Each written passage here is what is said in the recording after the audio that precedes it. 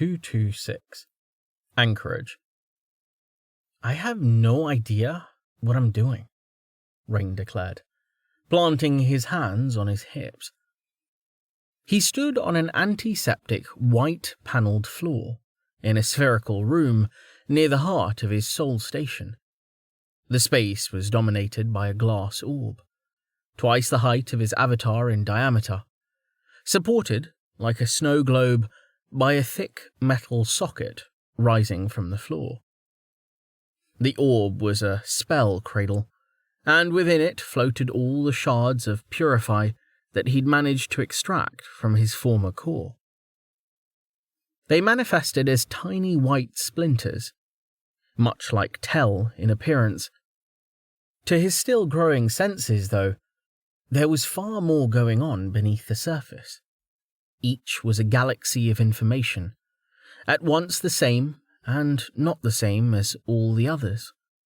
Each contained the entire tapestry, but was also no more than a single thread. It made no sense. True to the Warden's word, the system's work was far beyond him.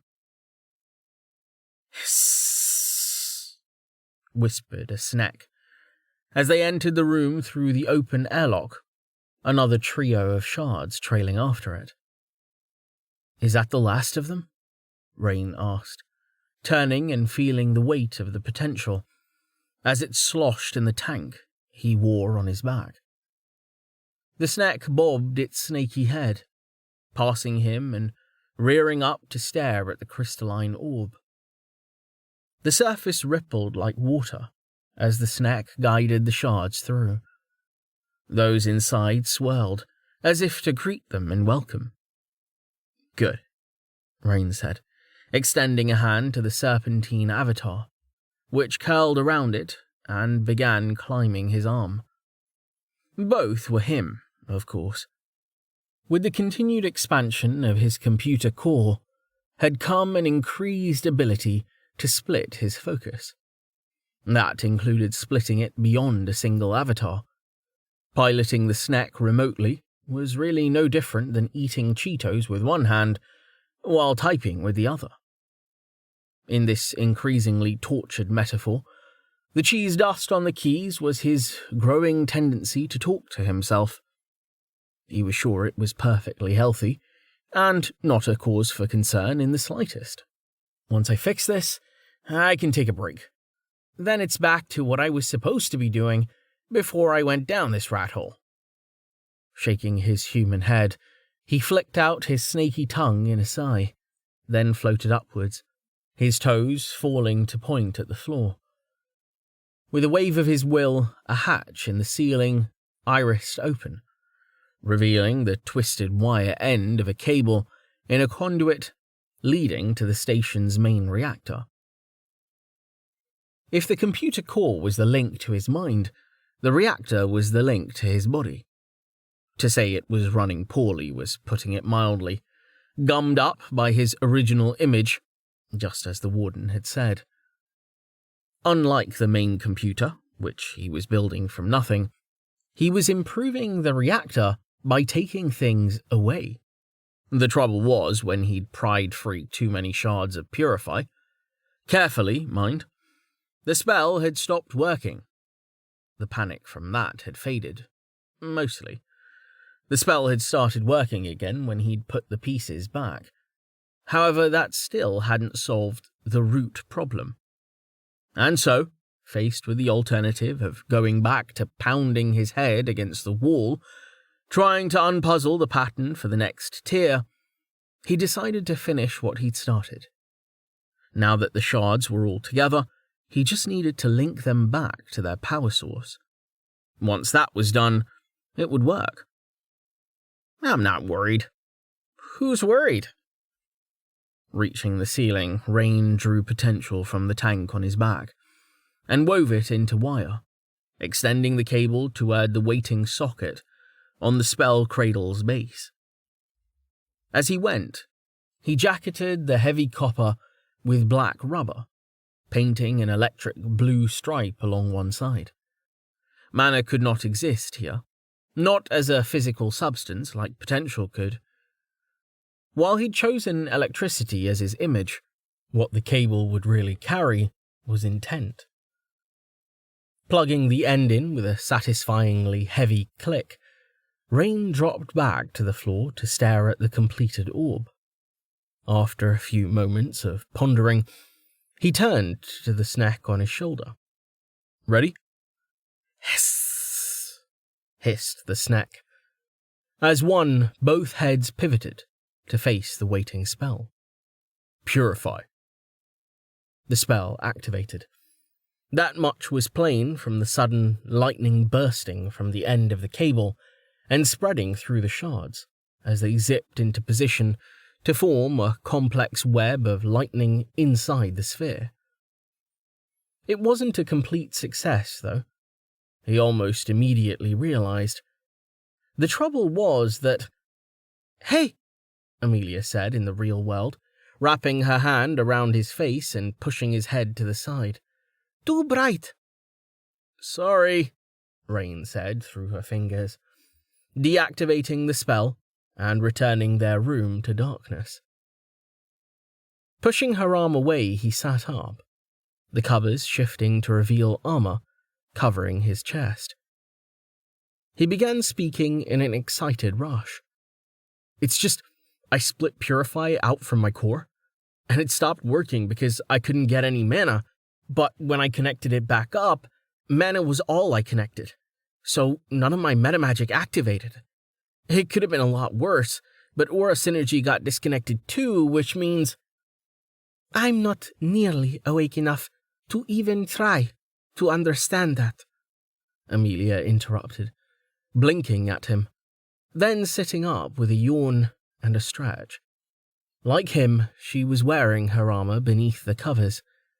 It really was quite comfortable once you got used to it. Turning to face him, she ran her hands through her hair, then slapped her cheeks twice. "Okay, try it again." "In a second," Rain said, kissing her on the tip of the nose, before diving back into his soul.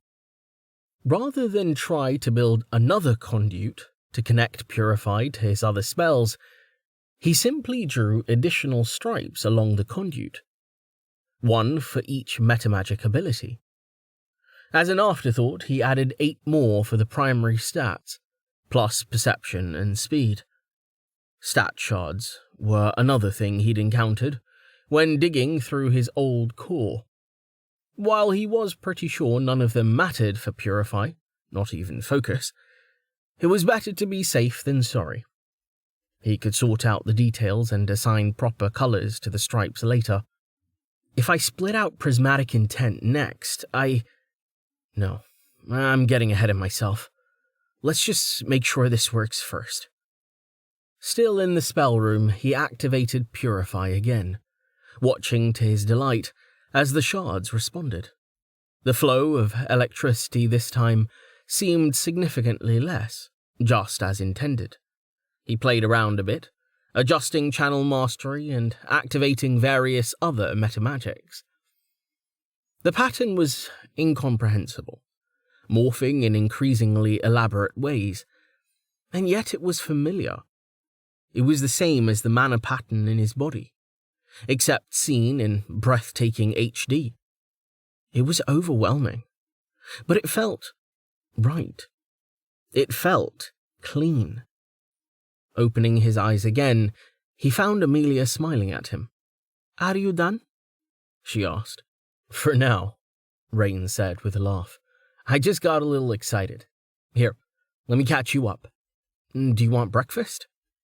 "I want breakfast."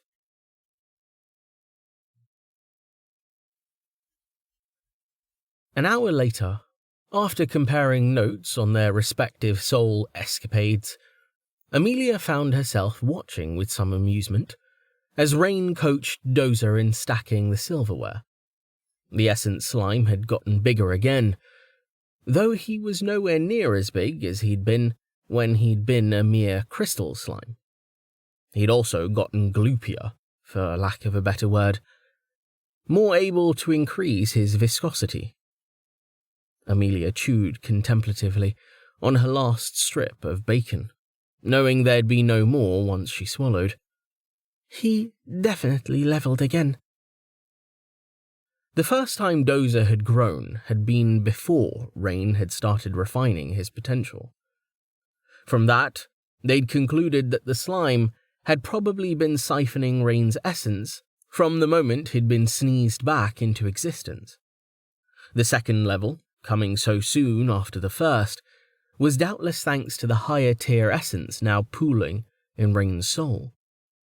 Rain had been keeping Dozer away from the stuff, afraid it might dissolve him or something, but even so, there was no other explanation either of them could think of. It's not like anyone knows what an essence slime is for us to ask.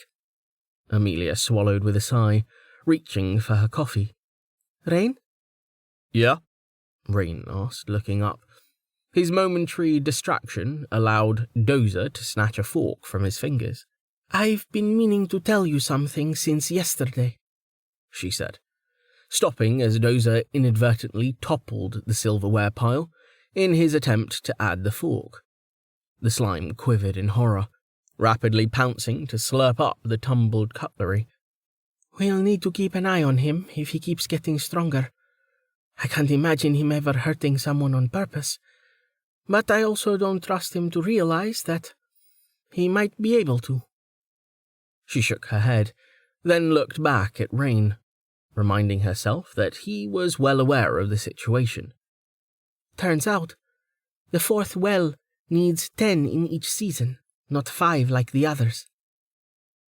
You unlocked it? Rain exclaimed, almost upending the table as he lurched to his feet. What's it do? It's exciting and not exciting, Amelia said, grinning at him. Almost as good as when I told him I was working on Unity in the first place. It's called Experience Well. Holy shit, Rain said, gesticulating wildly. That's huge. Yes and no, like I said, Amelia replied, laughing out loud as Dozer abandoned his attempt to pile the silverware. After a few warm-up bounces, the slime began rocketing around the room, imitating his overexcited human.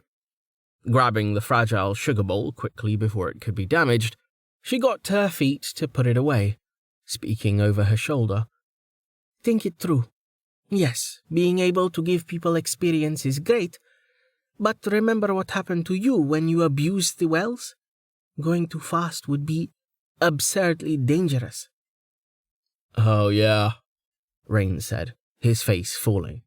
Shit.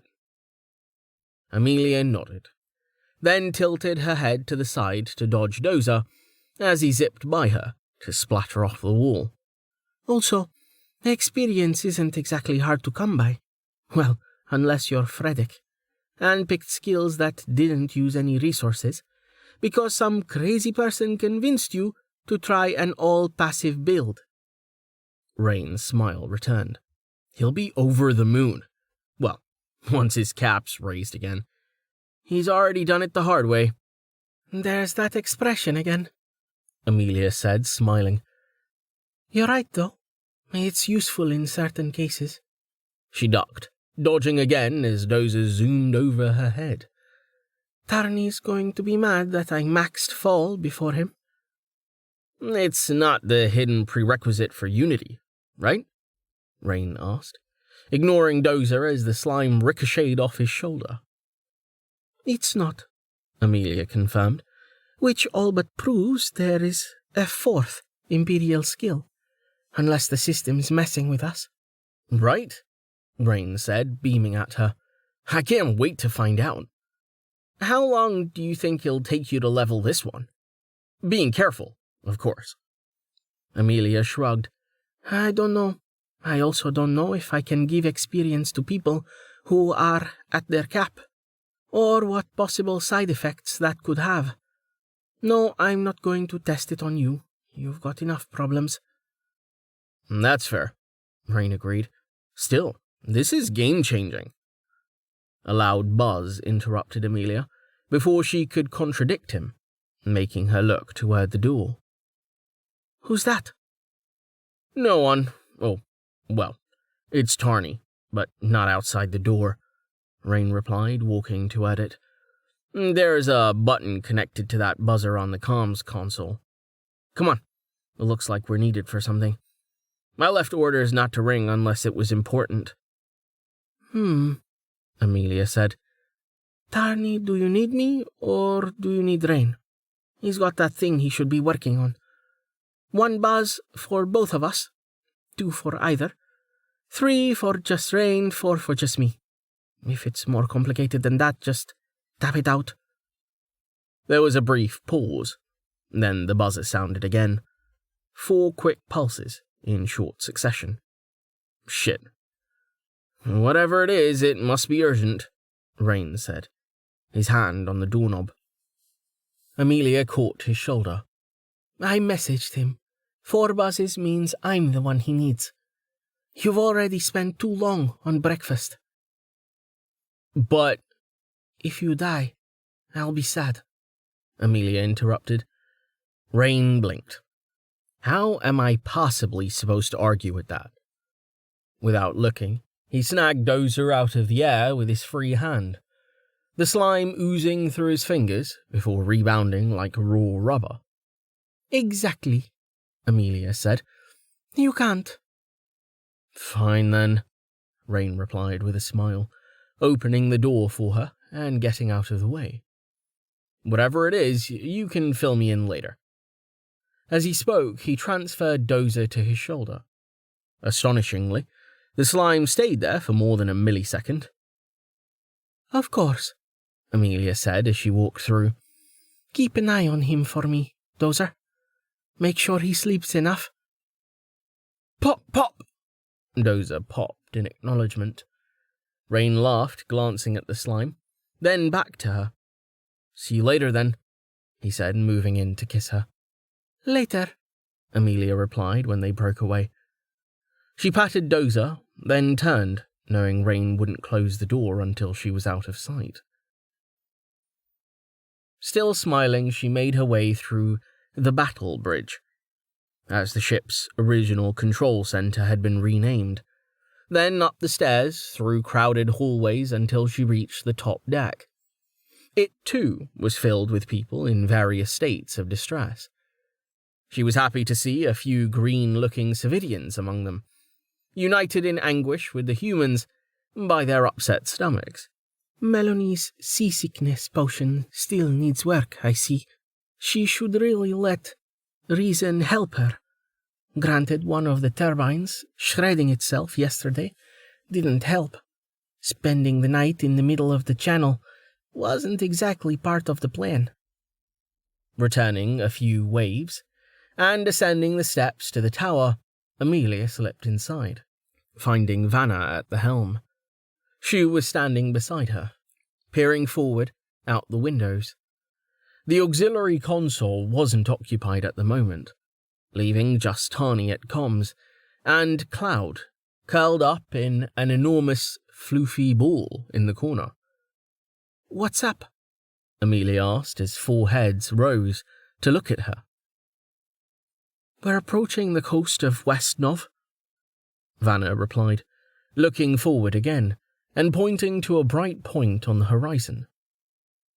"That's the lighthouse, marking the harbour of Se. If it's not visible from the deck, it will be soon. Regardless, if we can see them, they can see us, especially with all the steam we're leaking. I'd like you to run ahead and make contact so we don't startle anyone. I'm not worried they'll attack us, but I want this to go as smoothly as possible." "Makes sense," Amelia said, scratching Cloud under the chin, who'd come over to lean heavily against her. "What should I tell them we plan to do?" "Tell them we want to anchor for the night, and maybe the day after," Vanna replied. "Once Tallheart wakes up, he's got a lot of work to do. In retrospect, we should have taken another day. Anyway, it would be great if they let us dock while he works on the ship, but I'm not holding my breath. Just a spot in the harbour would be plenty. If they say no to even that, Ask if there is a sheltered cove or something we can use. Oh, and ask if they're willing to let us send a team ashore to trade. Okay, Amelia said, rolling her shoulders. Anything else I should know? Vanna shook her head. Not that you don't know already. I'll have Nails message you if anything else comes up. Melanie should be back with him any minute now. Message him once you make contact, and we'll go from there. I doubt they'll be able to intercept it, but watch what you say. Oh, and grab a jacket. You're representing Ascension, so you should look the part. Right, Amelia said. Wish me luck, Cloud. Cloud woofed softly, wagging his tail. Leaving the bridge, Amelia hustled below to the armory. There she selected one of the 3 Ascension jackets that had been made so far, choosing the largest and slipping it on over her armor.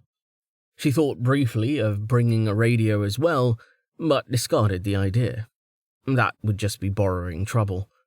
By the time she returned to the deck, the mood had completely changed. Most everyone had gathered at the bow, watching the tip of the lighthouse as it rose over the curve of the horizon. Coming through, she called, then vaulted into the air over their heads. As always, the platforms Airwalk made were slippery like ice, not helped by the wind and the moving ship. Her heel slipped on the first impact, sliding out from under her. She'd expected it, though, and recovered quickly.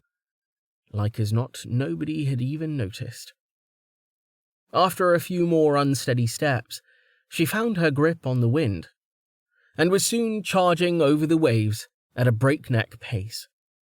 She kept herself fairly low, using Manasight to look for wards and finding none.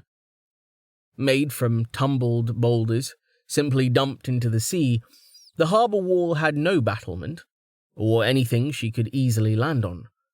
Instead, she made for the lighthouse, though it could more properly be called a fortress now that she was close. Again, she saw no sign of wards or magic, but they'd clearly noticed her approach. A bell was ringing frantically, and a pair of ballistae on the fortification's walls were pivoting to track her as she slowed. Yes, hello. Spreading her hands to show she was unarmed, not that she was. She walked the last few meters, as if descending an invisible staircase. Then she stepped down onto the barnacle-encrusted stone outside the fortress walls. She found herself facing a double line of limit spikers. The weapons were held by soldiers in once shiny full plate, with faded red plumes rising from their rounded helmets. None of it looked to be enhanced, though it didn't need to be effective. The 4 in front had dropped to one knee, leaving space for the 4 behind to take aim at her face over their shoulders. Standing in close formation like that, the combined effect of the metal would easily counter most magic. This is just excessive. Amelia waited, keeping her hands raised and her helmet unsummoned. Finally, a voice called out, muffled by the helmet and making it impossible to attribute it to a particular soldier. Identify yourself, demon, or be destroyed. My name is Amelia, Amelia said, struggling to quash the sudden flare of anger at the expected insult. It's a cultural thing. They don't have a damn clue what they're talking about. Slowly, she lowered one hand to touch the plate dangling from her neck, which she'd deliberately left in clear view. I am a silver plate of the Adventurers Guild, as well as a member of Ascension. She shifted her finger to touch the symbol stitched onto the jacket. This is our charter mark. We'd like to request entry to the harbour and anchorage for our ship. More soldiers were rushing out now to encircle her. These wore no armour, but heavy sea cloaks of faded olive canvas. Each also wore a dark scarf or kerchief, wound over the mouth and nose to leave only their eyes exposed. They were armed with cruel-looking hook-tipped pole arms, while those continuing to gather on the battlements carried a mix of bows and crossbows.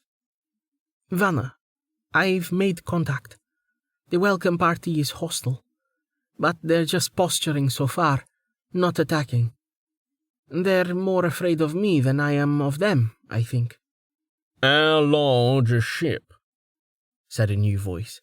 That was clearly an officer stepping forward. Unlike the Spiker party's armour, his shone, though it wasn't as heavy. His fully enclosed helmet was much more elaborate, however, and he wore a scarf over it for good measure, making it impossible to read his expression. Large, Amelia said, turning to face him. I came to warn you we're coming. Our ship is warded. And we didn't want to surprise anyone. As if on cue, there was a cry from the direction of the lighthouse above the fortress wall. Ship on the horizon! No sail! Trailing fog! They just spotted you. Assume they can see you scratch your nose. Things are still okay for now. You see? Amelia said, lowering both hands to her sides. Can you stop pointing spiky objects at me now, please? We don't mean any harm. "Then, what is it that you mean, demon?" asked the officer. Amelia's eye twitched. One of the soldiers replied before she could. "The demon has requested entry to the harbour, sir." "We only need a place to anchor," Amelia said, fighting not to grind her teeth. "We're bound for Bellost, and intend to leave in a day or two at most." The officer held up a hand, and Amelia stiffened, seeing a swirl of magic from his helmet. There was no attack, though. The seconds began to stretch, and it took her a few moments more to realize he was communicating with someone.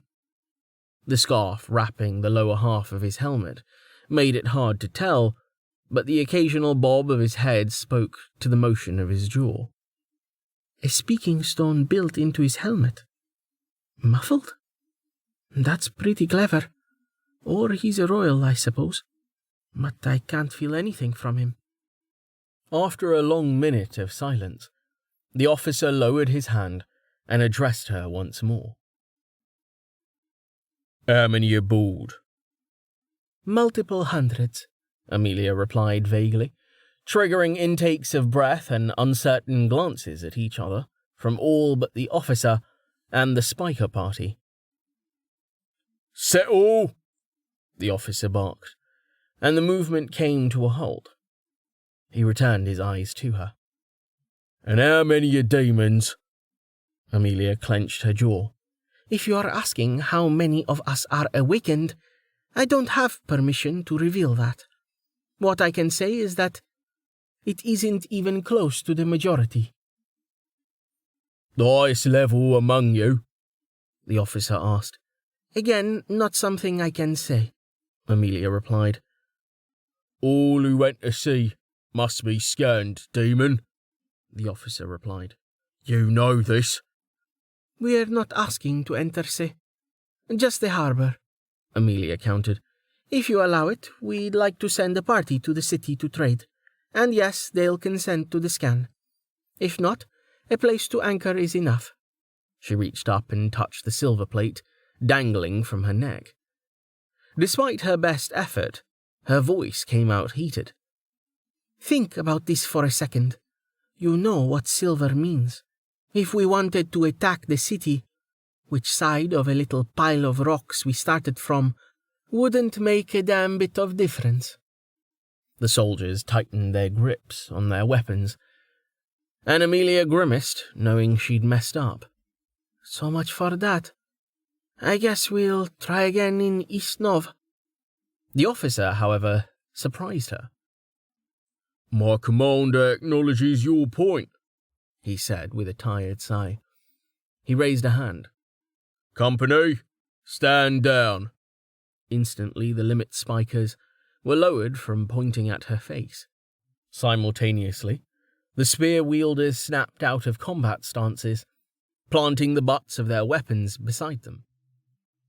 You will be granted entry and anchorage off the eastern pier, the officer continued, sounding like he'd just taken a bite of an unripe sasu.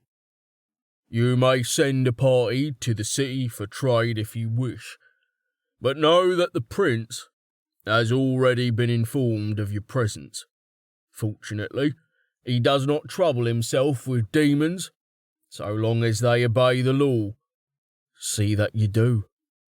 His voice softened, so much so that she wasn't sure if he'd intended her to hear. For all our sakes. Thank you, she said, nodding to him. Don't worry. We won't trouble you any more than you do. The officer turned his back on her. You will return to your ship now, demon. Your existence offends. And I no longer wish to be reminded of it. Amelia suppressed a sigh. Just when I was starting to see him as a person, he went and ruined it. Without another word, she leapt. The strength of her legs was more than plenty to clear the encircling ring of spear tips, without even activating a skill. Never thought I'd be looking forward to the blood marsh. But here we are.